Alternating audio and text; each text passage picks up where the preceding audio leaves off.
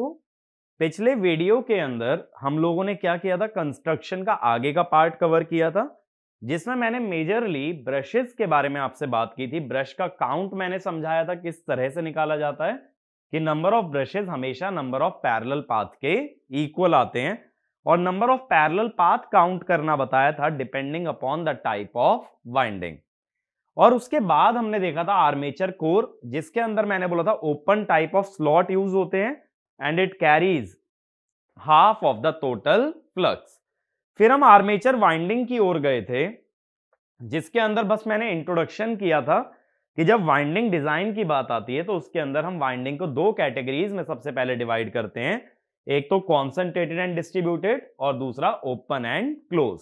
मैंने बोला था ओपन वाइंडिंग क्या होती है, जो स्लिप रिंग पे टर्मिनेट होती है एसी मशीन में, और क्लोज्ड वाइंडिंग क्या होती है, जो कम्यूटेटर पे खत्म होती है, that is in the case of commutator type of machine. ठीक है, तो इस वीडियो के अंदर मैं आर्मेचर वाइंडिंग के डिस्कशन को ही आगे कंटिन्यू करने वाला हूं। ठीक है, we'll talk more about armature winding. जितनी हमने बात की थी उससे आगे की बात हम लोग कंटिन्यू करेंगे। जैसा देखो मैंने पहले भी बताया था, आर्मेचर वाइंडिंग एक काफी जनरल टॉपिक है जो कि सभी रोटेटिंग मशीन्स के अंदर यूज होता है, इसीलिए इसको डीसी मशीन तक रिस्ट्रिक्ट नहीं करना है। अब क्या करेंगे, देखो आज के लेक्चर में मैं कुछ टर्म्स आप लोगों को एक्सप्लेन करूंगा जो कि आर्मेचर वाइंडिंग से रिलेटेड हैं। ठीक है, उन टर्म्स को बहुत अच्छे से हमें समझना है, एक एक टर्म का सिग्निफिकेंस क्लियर होना चाहिए, मीनिंग क्लियर होना चाहिए, ताकि कभी किसी क्वेश्चन में वो टर्म अपीयर करती है तो तुरंत माइंड के अंदर स्ट्राइक करना चाहिए किस बारे में हमसे बात कर रहा है। तो सबसे पहले मैं जो टर्म एक्सप्लेन करने वाला हूं that is called as conductor. First one is called as your conductor. अब देखो होता क्या है कि हम लोग किसी भी टर्न को हम लोग कैसे शो करते हैं, टर्न पे भी मैं आऊंगा अभी, बट टर्न को कैसे शो करते हैं कुछ इस टाइप से।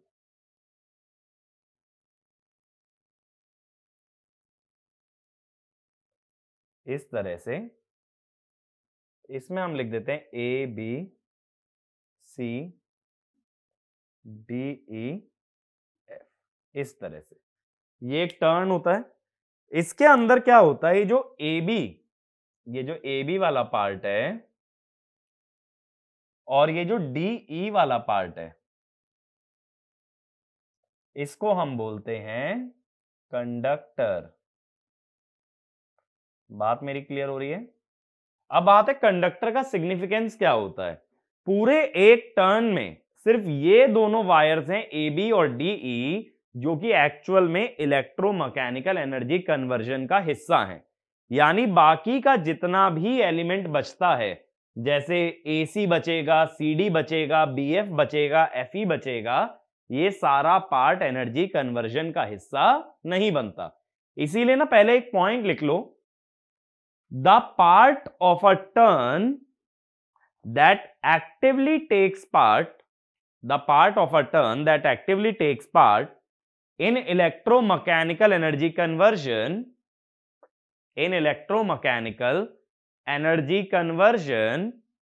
is called as conductor। अब देखो एक्चुअल में क्या होता है ना, हमारा जो है सिलेंड्रिकल टाइप का आर्मेचर होता है, इसी टाइप का होता है ना, सिलेंड्रिकल टाइप का आर्मेचर होता है। जैसे मान लो ये दो स्लॉट में एक एक कंडक्टर गया है, तो कंडक्टर ना ऐसे जा रहा होगा, फिर ये जो पीछे वाली डिस्क है उस पे से घूम के इसमें से लौट आता है। अब ये पीछे वाली डिस्क पे घूम कैसे रहा है, कुछ इस टाइप से। ठीक है, ये वाला पार्ट है फिर ए बी सी डी ई। तो जब ये रोटर घूमेगा, जब ये आर्मेचर घूमेगा, तो ये दो कंडक्टर घूमेंगे ए बी और डी, और साथ ही साथ ये एसी और सीडी वाला हिस्सा भी रोटेट करेगा, एसी और सीडी वाला हिस्सा। अब देखो ये समझाता हूं किस तरह से रोटेशन होता है, मेरी बात को समझना। देखो ये मान लो ये एक टर्न है इस टाइप से, तो ये जो लेफ्ट वाला हिस्सा है ये है ए बी, ये राइट वाला हिस्सा है डीई, और ये ऊपर वाला है एसीडी। यहां पे ऐसे मैंने डायमंड शेप तो नहीं दिखाया है, फ्लैट मान लो अभी के लिए, फ्लैट है। अब ये टर्न जो है ना, अगर विजुअलाइज करना चाहते हो तो ये एक्चुअल में ना ऐसे रखा होता है, ये वाला हिस्सा सपोज ए बी हो गया, ये वाला डीई हो गया, और ये हो गया ए सी डी। अब ये कॉपी इस तरह से घूम रही है, टर्न इस तरीके से घूम रहा है। तो देखो ये जो कंडक्टर आ रहा है ना, ये सेंटर के अबाउट सर्कुलर वे में घूम रहा है। कंडक्टर कैसे घूम रहा है? सर्कुलर वे में। और ये जो आगे वाला हिस्सा है ये कैसे घूम रहा है? ये इस पॉइंट के अबाउट घूम रहा है। मेरी उंगली पे ध्यान देना, ये इस पॉइंट के अबाउट रोटेट कर रहा है। ये लाइन को देखो ना, ये लाइन कैसे घूम रही है? ये इस पॉइंट के अबाउट ऐसे रोटेट कर रही है। और कंडक्टर कैसे घूम रहा है? कंडक्टर हमारा पूरा सर्कुलर मोशन में जा रहा है। कहने का मतलब ये है, अगर देखो मैं पोल्स शो करूं, अगर देखो मैं पोल्स शो कर देता हूं मशीन के अंदर, जैसे मान लो ये मैंने दिखाया नॉर्थ पोल, ये मैंने दिखा दिया तुम्हें साउथ पोल, या इनका सरफेस और हम आर्क शेप्ड कर देते हैं। अब यहां ये जो रोटर है, ये जो दो कंडक्टर दिखा रहा हूं ना ए बी और डीई, वो तो इस तरह से घूम रहे हैं। बात क्लियर हो रही है? इस तरह से इस एक्सिस के अबाउट घूम रहे हैं। ये एक्सिस है, इसके अबाउट दोनों कंडक्टर ऐसे गोल वे में रोटेट कर रहे हैं। जैसे मैंने अभी कॉपी से भी दिखाया, ये वाला कंडक्टर ए बी है, ये वाला कंडक्टर डीई है। ये बीच में एक्सिस ऐसे मान लो, तो देखो बीच में एक्सिस अगर ये मार्कर से रिप्रेजेंट करते हो तो दोनों कंडक्टर इस एक्सिस के अबाउट रोटेट करते हैं। ठीक है, थोड़ा सा क्लियरली समझाता हूं। ये रही एक्सिस, अब ये कॉपी को जरा घुमाओ इस एक्सिस के अबाउट, तो तुम ये देखोगे इस एक्सिस के अबाउट ये वाला कंडक्टर भी घूम रहा है और दूसरे वाला भी घूम रहा है। ठीक है, लेकिन अच्छा अब ये देखो ये वाला पार्ट कैसे घूम रहा है? ये एक्सिस है, ये वाला पार्ट इस एक्सिस के अबाउट ही एक ही जगह गोल गोल रोटेट कर रहा है। यानी एक्चुअल में ये जो एसीडी वाला पार्ट है ये एक्चुअल में ऐसा है।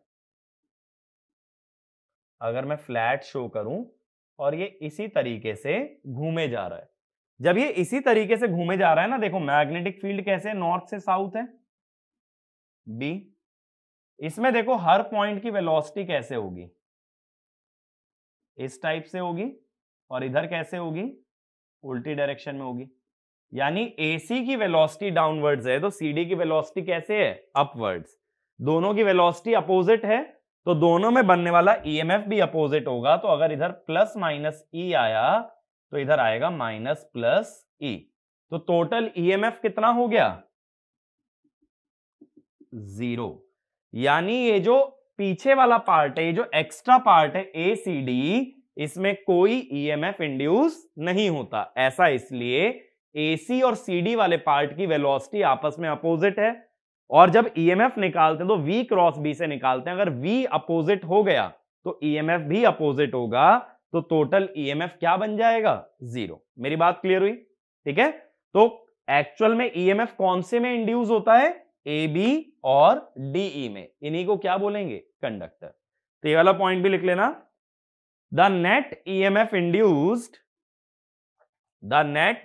induced in ACD portion of a turn, the net EMF induced in ACD portion of a turn is 0. In ACD portion of a turn is 0. ठीक है, ये बात क्लियर हुई? अब अगली टर्म लिख लेना, टर्न। अगली टर्म है तुम्हारी टर्न। तो इसमें लिखना a turn is made up of two conductors which are joined together by means of extra conductor material called overhang, called overhang. तो ये जो एक्स्ट्रा मटेरियल लगाया ना तुमने एसीडी वाला, इसको ओवरहैंग कहते हैं। तो मैंने बोला एक टर्न क्या है, बेसिकली दो कंडक्टर हैं ए बी और डीई, और उन्हें जोड़ा किसकी मदद से गया है, एक ओवरहैंग की मदद से। और अभी मैंने ये चीज प्रूव की कि ओवरहैंग में नेट ईएमएफ क्या आता है, 0। बात क्लियर है ना कि मोशन कैसे हो रहा है। ये कॉइल है, ये वाला कंडक्टर ए बी, ये वाला कंडक्टर डीई, और ये वाला पार्ट आगे वाला है ओवरहैंग। जब ये कॉइल घूमती है तो ओवरहैंग अपनी ही पोजीशन पे गोल गोल घूमता रहता है, बट ये जो कंडक्टर्स हैं ये एक एक्सिस के अबाउट रोटेट करते हैं। अब देखो जरा, ईएमएफ अगर निकालें, इस वाले कंडक्टर की वेलोसिटी राइट में है, इसकी वेलोसिटी है लेफ्ट में, मैग्नेटिक फील्ड है राइट में। जरा एक्स वाई जेड बना लेते हैं सिंप्लीफिकेशन के लिए, ठीक है, एक्स वाई जेड। अब मैग्नेटिक फील्ड किस में है भाई, ए वाई, इसकी वेलोसिटी ए वाई, और इसकी वेलोसिटी माइनस ए वाई। तो अभी तो ईएमएफ 0 इंड्यूस होगा। अब मान लो ये ए बी और डीई को इस पोजीशन से उठा के यहां रख दिया जाए, ठीक है। मैंने क्यों बोला 0 होगा, V क्रॉस B करोगे ना, तो V और B अगर पैरेलल आ गए तो ईएमएफ 0 हो जाएगा। अब इसकी वेलोसिटी डाउनवर्ड्स होगी, डाउनवर्ड्स का मतलब माइनस ए जेड, और इसकी वेलोसिटी अपवर्ड्स होगी, यानी कि ए जेड। तो A Z cross A Y, A Z cross A Y क्या होगा, माइनस ए एक्स यानी अंदर, और minus A Z cross A Y, V cross B कर रहा हूं तो minus A Z cross A Y यानी कि प्लस ए एक्स यानी बाहर। तो ए बी में अगर डॉट आ रहा है तो डीई में क्या आ रहा है, क्रॉस। इसका मतलब अगर ए बी में प्लस माइनस आ रहा है तो डीई में आ रहा है माइनस प्लस, ठीक है। जिसका मतलब क्या हुआ, इस कॉइल में या इस टर्न का नेट ईएमएफ अगर निकालोगे ई, तो कैसे निकालोगे, माइनस से प्लस प्लस ई, माइनस से प्लस प्लस ई। तो नेट ईएमएफ, या इसको ई कंडक्टर कह दो, equal to 2 times E conductor. बात क्लियर हुई। दोनों कंडक्टर में जो ईएमएफ इंड्यूस होता है वो अपोजिट पोलैरिटी का होता है, इसीलिए पूरे एक टर्न में कितना ईएमएफ आता है, दुगना आता है एक कंडक्टर से। तो अगला पॉइंट ये लिखना, the two conductors of a coil have opposite polarity of EMF induced in them due to which net EMF induced in a turn is double the EMF per conductor, इतनी बात clear हुई। दूसरी बात देखो, एक conductor अगर south में तो दूसरा कंडक्टर किस में है, नॉर्थ में, यानी दोनों के बीच में कितना एंगल है, देख के बताओ जरा, 180 डिग्री। मैकेनिकल या इलेक्ट्रिकल, यहां मैकेनिकल दिख रहा है। अगर मैकेनिकल दिख रहा है तो क्या बोलें, एक चीज ऑब्जर्व करो, मैं ये कह रहा हूं कि यहां separation between A B and DE कितना है, 180 डिग्री। जो एंगल दिखता है वो होता है मैकेनिकल, लेकिन यहां पोल्स हैं 2, जिसका मतलब इलेक्ट्रिकल और मैकेनिकल एंगल बराबर हैं, जिसका मतलब सेपरेशन कितना बना, सेम बना इलेक्ट्रिकल में भी। और 180 डिग्री इलेक्ट्रिकल मैंने बताया था क्या होता है भाई, पोल पिच। मैंने बोला था ना पोल पिच हमेशा 180 डिग्री इलेक्ट्रिकल होता है, क्योंकि 180 डिग्री शिफ्ट का मतलब मैग्नेटिक फील्ड का रिवर्सल, और नॉर्थ और साउथ में मैग्नेटिक फील्ड वैसे भी रिवर्स होती है। तो हम ये कहते हैं दोनों कंडक्टर में हमें अपोजिट ईएमएफ चाहिए। दोनों में अगर अपोजिट ईएमएफ चाहिए तो एक कंडक्टर नॉर्थ में जाए तो दूसरा कंडक्टर किस में जाना चाहिए, साउथ में। तो दोनों के बीच में कितना गैप होना चाहिए, एक पोल पिच का। एक पोल पिच माने 180 डिग्री इलेक्ट्रिकल। तो ये वाला भी पॉइंट लिखो। In order to induce EMF of opposite polarity, in order to induce EMF of opposite polarity in the two conductors, one must lie under north pole, and other under south pole, so they must be separated by one pole pitch or 180 degree electrical, by one pole pitch or 180 degree electrical। देखो कहने का मतलब क्या है, हम हमेशा ये चाहते हैं कि दोनों कंडक्टर में जो ईएमएफ बने वो अपोजिट बने। अपोजिट बनेगा तभी तो नेट डबल आता है। अगर दोनों में ईएमएफ सेम बन रहा होता तो नेट ईएमएफ क्या बनता, 0। अब मान लो 4 पोल होते तो ये ध्यान देना कि एक कंडक्टर अगर नॉर्थ में गया तो दूसरा साउथ में ही जाना चाहिए। ऐसा मत करना कि दोनों को हमेशा 180 डिग्री पे रख दो, जिस कारण से दोनों ही किस में आ जाएं, नॉर्थ में। अब इन दोनों के बीच में मैकेनिकल एंगल कितना बनेगा, मैकेनिकल एंगल है 90 डिग्री। तो मैं कहूंगा दोनों कंडक्टर का जो सेपरेशन है दैट इज 90 डिग्री मैकेनिकल, और पोल्स हैं अपने पास 4, तो सेपरेशन होगा 4/2 इंटू 90 डिग्री यानी 180 डिग्री इलेक्ट्रिकल। तो ये बात हर मशीन के लिए ध्यान रखना। आइडियली अगर एक कंडक्टर नॉर्थ पोल में लाई करे तो दूसरा किस में लाई करना चाहिए, साउथ में। मेरी बात क्लियर हुई यहां तक, ठीक है। अब अगली टर्म पे चलते हैं। अगली टर्म लिखना कॉइल, अगली टर्म लिखो कॉइल। अब देखो क्या होता है, अभी तक मैंने एक ही टर्न की बात की है ना जिसमें 2 कंडक्टर हैं। तो कॉइल क्या होती है, कॉइल में ऐसे कई टर्न्स हो सकते हैं। तो इसमें लिखना अ कॉइल में consist of multiple turns, a coil में कंसिस्ट ऑफ मल्टीपल टर्न्स। अब देखो इस टाइप से अगर सिस्टम है तो ये क्या है, एक टर्न है, और ये दोनों ब्रांचेस इसकी क्या हैं, कंडक्टर है, ठीक है।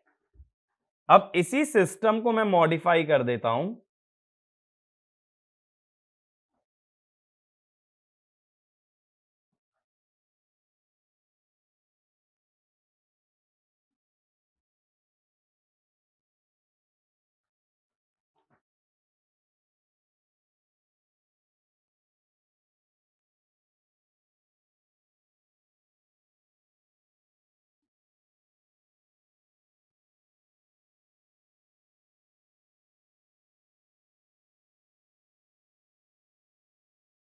अब मान लो ये है। अब मुझे बताओ जरा इसमें कितने टर्न्स आ रहे हैं, इसमें 2 टर्न्स आ रहे हैं, तो ये हो गई एक कॉइल। तो इसमें कितने टर्न्स लिए मैंने एक कॉइल में, 2 टर्न्स, ज्यादा भी ले सकते थे 3, 4, 5। तो इस तरह से कॉइल के अंदर मल्टीपल टर्न्स होते हैं और एक टर्न के अंदर 2 कंडक्टर होते हैं। अगर पहले ही बोल दो कि एक कॉइल सिंगल टर्न वाली है तो कॉइल और टर्न दोनों सेम चीज हैं, अदरवाइज एक कॉइल के अंदर मल्टीपल टर्न्स प्रेजेंट होते हैं। अगली डेफिनेशन लिखो कॉइल साइड, कॉइल साइड।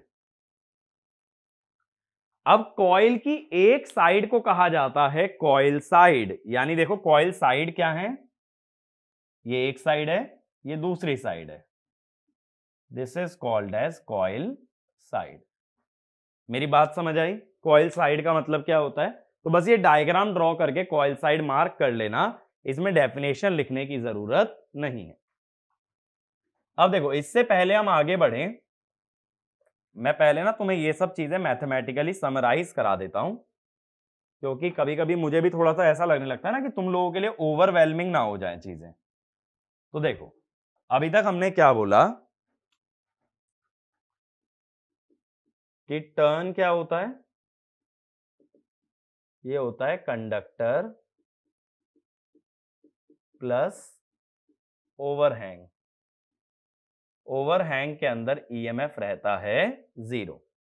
फिर हमने बोला एक टर्न के अंदर कितना ईएमएफ आता है, it is twice of EMF पर कंडक्टर। वन कंडक्टर अगर नॉर्थ पोल में हो तो दूसरा कंडक्टर किस में जाना चाहिए, साउथ पोल में, तभी दोनों की पोलैरिटी अपोजिट होती है। या फिर ये कह दो कि डिस्टेंस कितना होना चाहिए दोनों कंडक्टर्स के बीच में, पोल पिच के बराबर या फिर 180 डिग्री इलेक्ट्रिकल। ये हमने देखा। फिर हमने देखा coil equal to N turns, ठीक है। कॉइल साइड ये होगा इक्वल टू एन कंडक्टर। कैसे देखो, अब ये जो कॉइल है इसमें कितने टर्न्स हैं, 2, और एक कॉइल साइड में कितने वायर या कितने कंडक्टर आ रहे हैं, 2। तो यही तो मैं बोल रहा हूं, एक कॉइल में अगर एन टर्न्स होते हैं तो उसके एक तरफ एन कंडक्टर और दूसरी तरफ एन कंडक्टर, या ये भी कह सकते हो एक कॉइल में 2n कंडक्टर होते हैं, क्योंकि एक टर्न माने 2 कंडक्टर। एक टर्न अगर 2 कंडक्टर है तो n टर्न कितने कंडक्टर हुआ, 2n। इसमें से एक साइड पे n जाएंगे और दूसरी साइड पे भी कितने जाएंगे, n। ठीक है। कई लोग जो है ना इसमें काफी कंफ्यूज हो जाते हैं नंबर ऑफ कंडक्टर निकालने में या नंबर ऑफ टर्न्स निकालने में। तो बेसिकली ये ध्यान रखो, एक टर्न 2 कंडक्टर से बना है और ऐसे कई टर्न को जोड़ के क्या बनी है, कॉइल। तो कॉइल में अगर n टर्न्स हैं तो कितने कंडक्टर, 2n कंडक्टर, जिसमें से n कंडक्टर लेफ्ट तो n कंडक्टर राइट, और ये लेफ्ट और राइट को क्या बोल देते हैं, कॉइल साइड। तो एक कॉइल साइड में n कंडक्टर्स आते हैं, ठीक है। और ये डेरिवेशन क्लियर था ना, मैंने बोला था ओवरहैंग एनर्जी कन्वर्जन का हिस्सा नहीं बनता, क्योंकि उसके अंदर ईएमएफ 0 आता है। ईएमएफ सिर्फ किस में प्रोड्यूस होता है, कंडक्टर के अंदर। आगे चलते हैं, अगली डेफिनेशन या अगला टर्म लिखो, single layer and double layer winding. अब देखो, ये जो मैं टर्म यूज करूंगा ना, कॉइल साइड का यूज करूंगा। कॉइल साइड तो समझ गए ना, एक कॉइल 2 हिस्सों में बांटी जा सकती है, लेफ्ट और राइट, उसी को कहते हैं कॉइल साइड। अब सिंगल लेयर वाइंडिंग क्या कहती है, एक पूरा का पूरा स्लॉट जो है, आर्मेचर कोर में स्लॉट बने हुए थे ना, एक पूरा का पूरा स्लॉट जो है उसमें कॉइल की एक ही साइड लाई करे तो उसे बोलते हैं सिंगल लेयर वाइंडिंग। और एक स्लॉट में अगर 2 कॉइल की एक एक साइड आ जाए तो उसे बोलते हैं डबल लेयर वाइंडिंग। यानी एक स्लॉट यूज कर रही है अगर 2 कॉइल्स तो डबल लेयर, एक ही कॉइल अगर यूज कर रही है तो सिंगल लेयर। तो इसमें लिखना, in single layer winding, the entire space of one slot, in single layer winding the entire space of one slot is occupied by one coil side, is occupied by one coil side, whereas in double layer winding,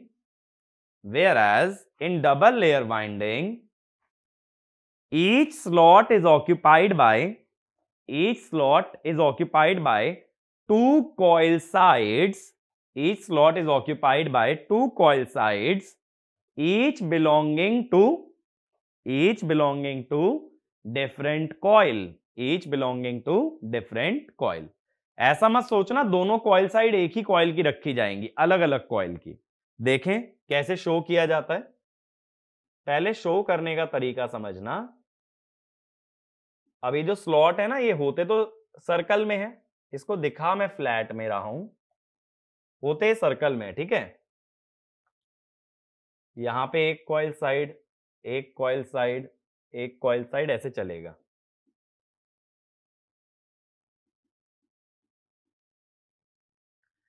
अब double layer winding में क्या होता है, slot थोड़ा गहरा बनाना पड़ता है क्योंकि एक कॉइल साइड नहीं, दो कॉइल साइड इसके अंदर लाई करती हैं और उन दोनों के बीच में इंसुलेशन दे सकते हो, किसी भी तरह से रखो उन्हें कि आपस में कनेक्ट ना हो पाए। एक दो, एक दो, एक दो, ठीक है। यहां पे कितनी साइड्स आ रही हैं, 2 कॉइल साइड्स। अब देखो अगर मैं यहां ये कह दूं कि नंबर ऑफ स्लॉट्स एस हैं, तो अब देखो जरा क्या क्या पैरामीटर मिलेंगे हमें सिंगल लेयर और डबल लेयर में। अब सिंगल लेयर में अगर मैं कॉइल साइड्स की बात करूं, एक स्लॉट में एक कॉइल साइड है तो एस स्लॉट में कितनी कॉइल साइड होंगी, एस। एक स्लॉट में दो कॉइल साइड हैं तो एस में कितनी होंगी, 2s। कॉइल्स की बात करें, अब एक कॉइल के अंदर दो साइड होती हैं, लेफ्ट और राइट दो साइड होती हैं, तो कितनी कॉइल हुई, s/2, क्योंकि दो कॉइल साइड से एक कॉइल बनती है और यहां कितनी हुई, s। तो ये रिलेशन जो है ना ये काफी इंपॉर्टेंट है कि सिंगल लेयर वाइंडिंग में coils are equal to slots upon 2 और डबल लेयर वाइंडिंग में कॉइल इक्वल टू स्लॉट, ठीक है। अब अगला पॉइंट लिखना, double layer winding is used in DC machine. Double layer winding is used in DC machine and all AC machines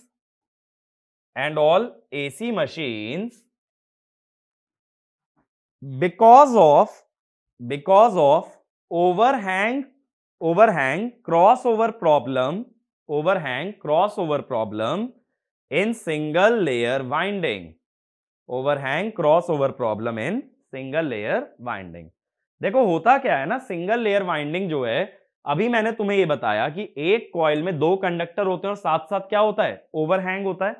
overhang का purpose क्या होता है, दोनों कंडक्टर को आपस में जोड़े रखना, वो एनर्जी कन्वर्जन का हिस्सा बनता ही नहीं है। तो अगर दो अलग अलग कॉइल का ओवरहैंग एक दूसरे को क्रॉस कर गया तो कॉइल के डिजाइन में दिक्कत आएगी। और ओवरहैंग की क्रॉसिंग को बचाया फिर कैसे जाता है कि कोई कॉइल बड़ी बनाओ तो कोई कॉइल छोटी बनाओ, ताकि जो इनका ऊपर वाला पोर्शन है वो आपस में एक दूसरे को क्रॉस ना करे। अगर ऐसा करने लगोगे तो हर कॉइल का शेप और साइज अलग अलग होगा, जिससे कि कॉस्टिंग बढ़ जाती है। इसीलिए किसी भी क्वेश्चन में अगर बताया ना जाए सिंगल लेयर है या डबल लेयर, तुम बाय डिफॉल्ट मानोगे डबल लेयर। तो इसमें लिखना, in order to avoid crossover in single layer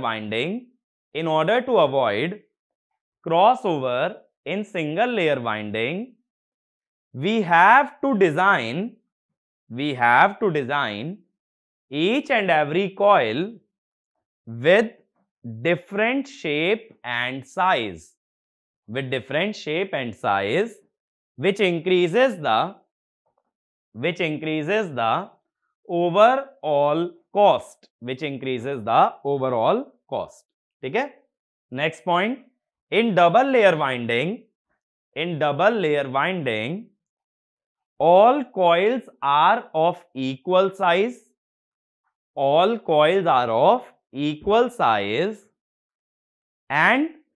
and to avoid overhang crossover, we provide a small kink, kink in diamond shape, अब इस बात का क्या मतलब है, देखो ये डबल लेयर वाइंडिंग बनाता कैसे हूं ना, ध्यान से समझना। देखो डबल लेयर वाइंडिंग मैंने तुम्हें तब भी बताई थी जब हम कम्यूटेटर पढ़ रहे थे कि एक ही स्लॉट के अंदर दो अलग अलग कॉइल का हिस्सा अगर आता है तो उसे कहते हैं डबल लेयर वाइंडिंग। लेकिन मैंने तुम्हें यह भी बताया था, एक कॉइल की अगर एक साइड ऊपर रखी गई है तो दूसरी साइड कहां रखी जाएगी? नीचे। एक बार यह भी पॉइंट लिख लेना। इफ वन कॉइल साइड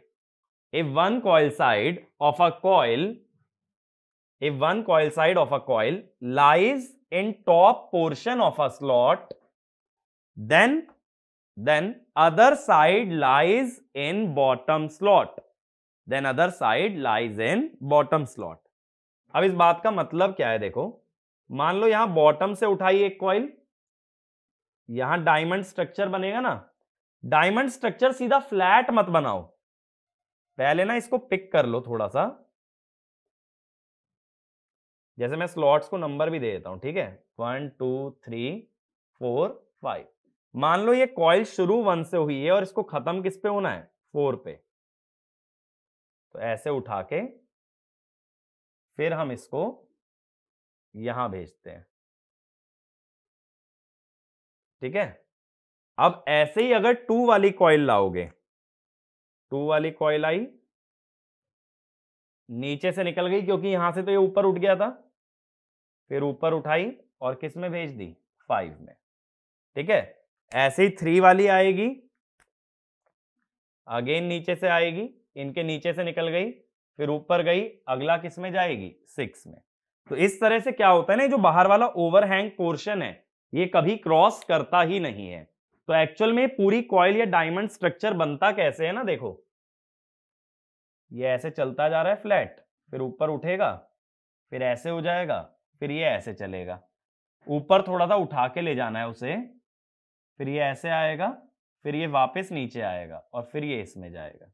तो इस तरह से, यानी जो डायमंड शेप है, डायमंड शेप के जो दोनों कंडक्टर हैं, दो हाफ हैं, वो दोनों सेम लेवल पे लाई नहीं करेंगे। देखो जैसे पहले ये पूरा डायमंड था, ये प्लेन था ना, अब डायमंड को दो हिस्सों में डिवाइड कर दिया, एक थोड़ा ऊंचा और एक थोड़ा नीचे, और इन दोनों को आपस में क्या कर दिया? कनेक्ट। ये पूरा डायमंड है एक, ठीक है? इस तरह से।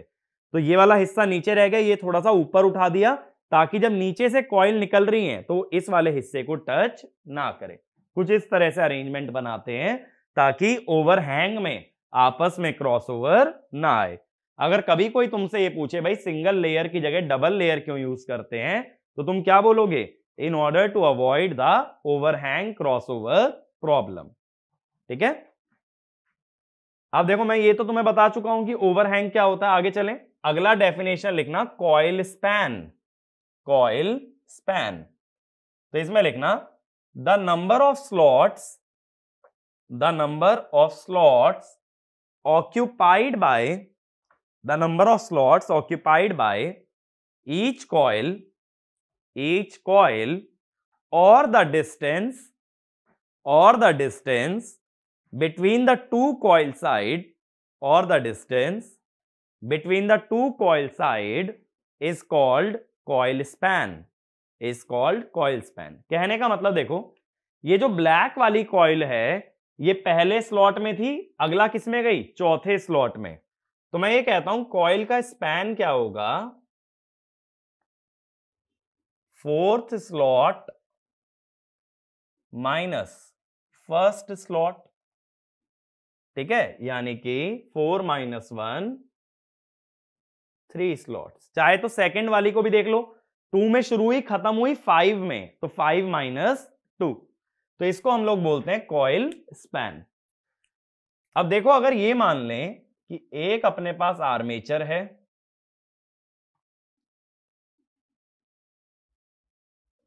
एक अपने पास आर्मेचर है, इसमें ऐसे स्लॉट्स बने होंगे, ठीक है? पूरे नहीं बना रहा हूं, इतना ही दिखा देता हूं। इस टाइप से ये मान लो कि इसके अंदर कितने स्लॉट हैं? S slot. अब मैं तुमसे ये कहता हूं कि भाई मुझे ये बताओ, एक स्लॉट सेंटर पे कितना एंगल बनाएगा? एक स्लॉट। तो अगर एस स्लॉट है तो कितना एंगल बनाना चाहिए? 360/s। तो अगर मैं इसको लिखता हूं, क्या लिखता हूं? Slot pitch is 360 degree mechanical, क्योंकि जो एंगल ऑब्जर्व होता है वो तो मैकेनिकल है, बाय एस। अगर इसी को इलेक्ट्रिकल में लाना हो ठीक है, चाहे तो स्लॉट पिच की डेफिनेशन भी लिख लेना, the angle subtended, the angle subtended by each slot at the center, by each slot at the center is called slot pitch, is called slot pitch. अगर इलेक्ट्रिकल में लाना हो तो कैसे लाते हैं, मैकेनिकल को मल्टीप्लाई करते हैं P/2 से। तो मैं कहता हूं स्लॉट पिच अगर इलेक्ट्रिकल में लेके आना है तो क्या हो जाएगा, 360 degree by S into P/2, यानी 180 अपॉन S बाय P, ये होगा। अब आइडियली हम क्या चाहते हैं, ideally one coil side north pole में हो तो अदर कॉइल साइड कहां जानी चाहिए भाई, अदर कॉइल साइड जानी चाहिए साउथ पोल में, ताकि दोनों में जो ईएमएफ बने वो अपोजिट बने और नेट ईएमएफ दोनों का सम आ जाए। इसका मतलब है कि कॉइल का स्पैन कायदे से कितना होना चाहिए, 180 डिग्री इलेक्ट्रिकल ना, अगर एंगल में बात करें। एक स्लॉट का एंगल है 180 अपॉन एस बाई पी और कॉइल का एंगल है 180 डिग्री इलेक्ट्रिकल। तो नंबर ऑफ स्लॉट्स कितने आ गए 180 डिग्री इलेक्ट्रिकल में, 180 डिग्री टोटल एंगल है और एक स्लॉट का एंगल है 180 अपॉन एस बाय पी। ठीक है, तो आइडियली एक कॉइल का स्पैन क्या होना चाहिए, स्लॉट्स पर पोल। तो ये वाला भी पॉइंट लिख लो, if we want one end of a coil, if we want one end of a coil to lie under north pole, to lie under north pole and other end to lie under south pole, and other end to lie under south pole, then coil span should be, then coil span should be 180 degree electrical, coil span should be 180 degree electrical or S by P, or S by P in terms of number of slot, in terms of number of slot। ठीक है, ये मेरी बात यहां तक clear हुई। Coil span कितना आना चाहिए, S by P आना चाहिए या 180 डिग्री इलेक्ट्रिकल, दोनों का मतलब एक ही है। अब अगला टर्म लिखो, कॉर्डेड कॉइल और short pitched coil. Short pitch coil का मतलब है अगर कॉइल स्पैन 180 डिग्री इलेक्ट्रिकल ना लेके उससे कम लिया जाए, तो इसमें लिख लेना if coil span is less than 180 degree electrical, if coil span is less than 180 degree electrical, then it is said to be short pitched coil, then it is said to be short pitched coil। ठीक है, अब देखो हम क्या चाहते हैं ideally कि coil का अगर एक साइड नॉर्थ पोल में लाई करे तो दूसरा साइड कहां जाना चाहिए, साउथ में।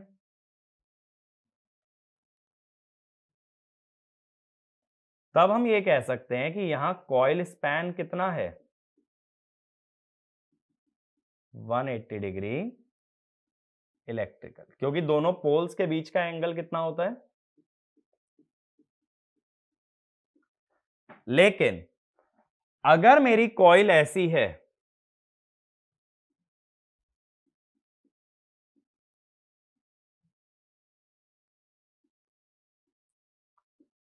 कि उसका एक एंड नॉर्थ में और एक साउथ में ना लाई करे, यानी कि उसका स्पैन 180 डिग्री इलेक्ट्रिकल से कम हो जाए,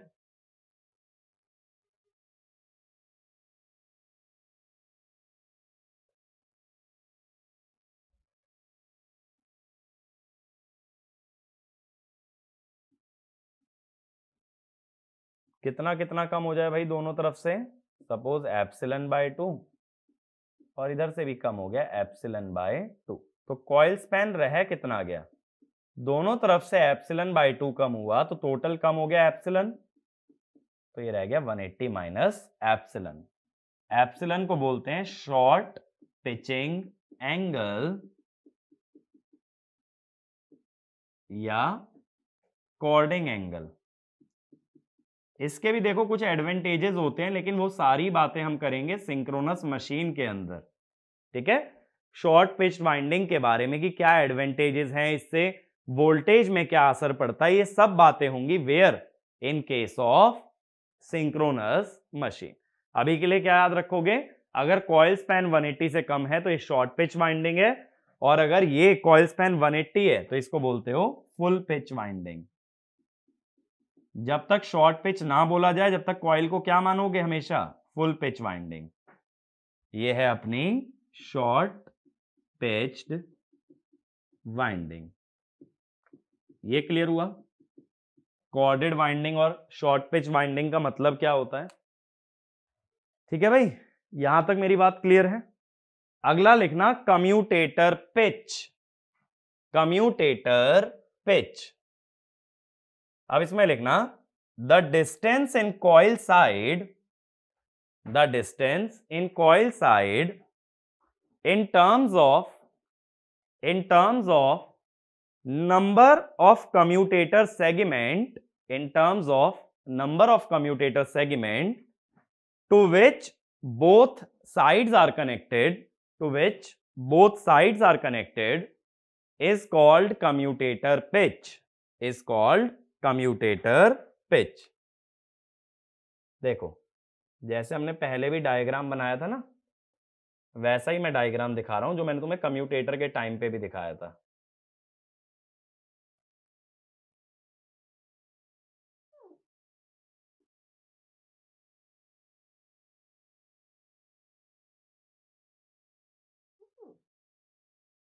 अब इसमें मैंने क्या दिखाया था, दो दो वाइंडिंग दिखाई थी तुम्हें, डबल लेयर ही थी ना ये भी। अब मेरे हिसाब से चीजों को कनेक्ट कर पा रहे होगे कि डबल लेयर क्या है।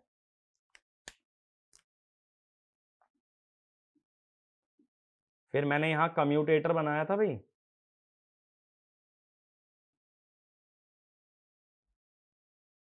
कम्यूटेटर हमने दिखाया था कुछ इस टाइप से।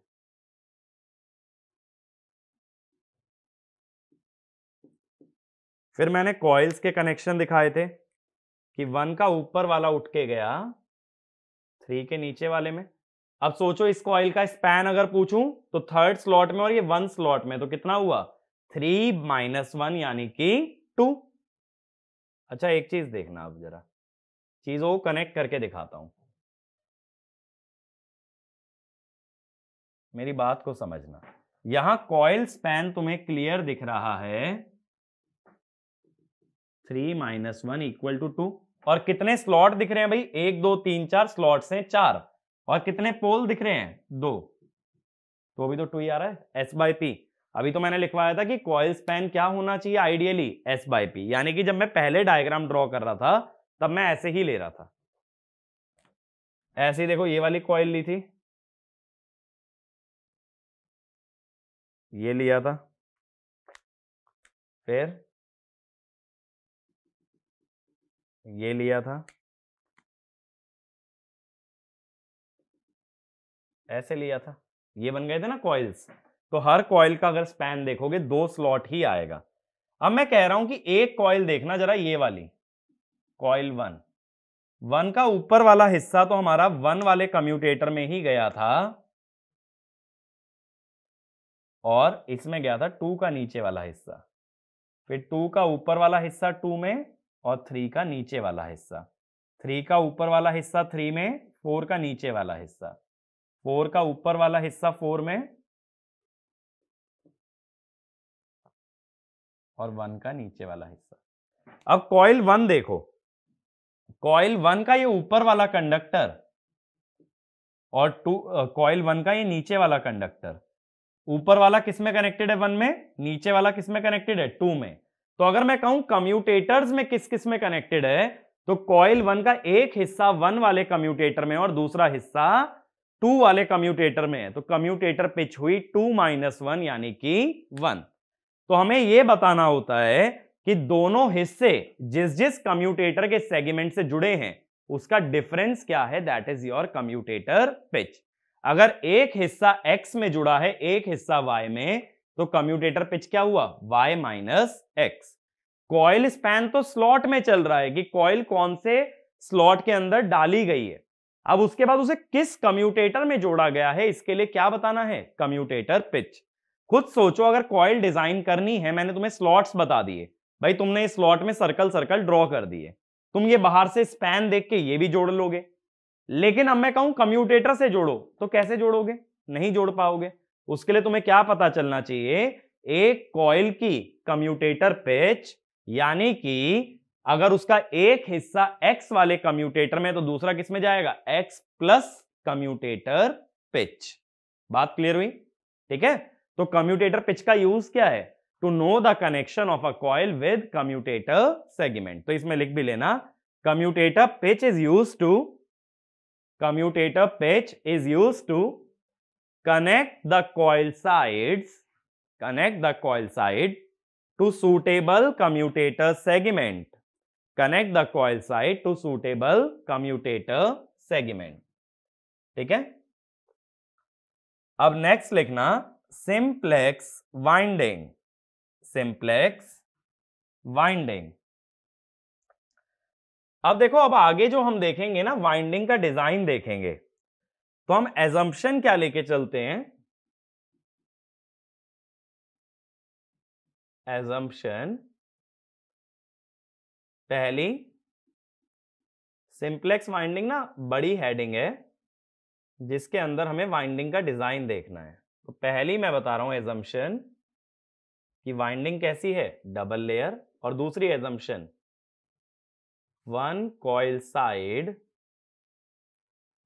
अगर टॉप स्लॉट लेती है तो अदर कॉइल साइड क्या लेगी, बॉटम स्लॉट।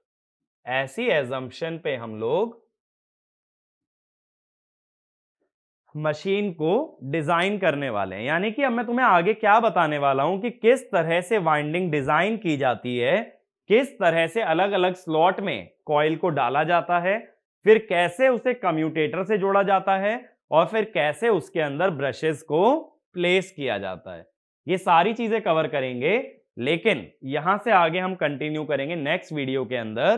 तो नेक्स्ट वीडियो में मैं आपको बताऊंगा कि किस तरह से वाइंडिंग डिजाइन करनी है। और ये बात मैं पहले ही बता चुका हूं कि वाइंडिंग दो कैटेगरीज में डिवाइड होती है, लैप वाइंडिंग और वेव वाइंडिंग। अब देखो, अगर वर्बली में समराइज करूं, आज हमने क्या देखा, मैंने तुम्हें कंडक्टर का मतलब बताया। कंडक्टर वो है जिसमें ईएमएफ इंड्यूस होने वाला है, या जो एनर्जी कन्वर्जन का पार्ट है। दो कंडक्टर को जोड़ के बनता है एक टर्न, और ऐसे कई टर्न्स को जोड़ के बनती है कॉइल। कॉइल में दो साइड होती हैं, लेफ्ट और राइट, उन्हें कहते हैं कॉइल साइड। आइडियली अगर एक कॉइल साइड नॉर्थ पोल में है तो दूसरी कॉइल साइड जानी चाहिए साउथ पोल में, यानी उनके बीच का angle 180 degree electrical equal to pole pitch. अगर ऐसा हुआ तो उसे कहोगे फुल पिच कॉइल, इससे कम हुआ तो शॉर्ट पिच कॉइल या कॉर्डेड वाइंडिंग। ठीक है। फिर मैंने सिंगल लेयर डबल लेयर बताया। सिंगल लेयर का प्रॉब्लम क्या है, ओवरहैंग क्रॉसओवर, जो कि किसमें सॉल्व होता है, डबल लेयर में। लेकिन डबल लेयर में कैसा स्ट्रक्चर बनता है, डायमंड स्ट्रक्चर बनता है, और उसमें छोटा सा किंक दिया जाता है, ऊपर उठाया जाता है, ताकि किसी भी दो वाइंडिंग्स के ओवरहैंग आपस में क्रॉस ना हो। और डबल लेयर वाइंडिंग का अगर एक कॉइल साइड टॉप स्लॉट में है तो दूसरा कॉइल साइड बॉटम में जाता है। एक अगर टॉप है तो अगले में ये बॉटम में जुड़ेगा। ठीक है ना। तो ये सारी इंफॉर्मेशन हमने गैदर की है। अब अगले लेक्चर के अंदर पूरी वाइंडिंग ड्रॉ करके दिखाऊंगा कि वाइंडिंग ड्रॉ कैसे होती है, लैप और वेव। ठीक है, वो सारी बातें इससे नेक्स्ट लेक्चर में। Thank you.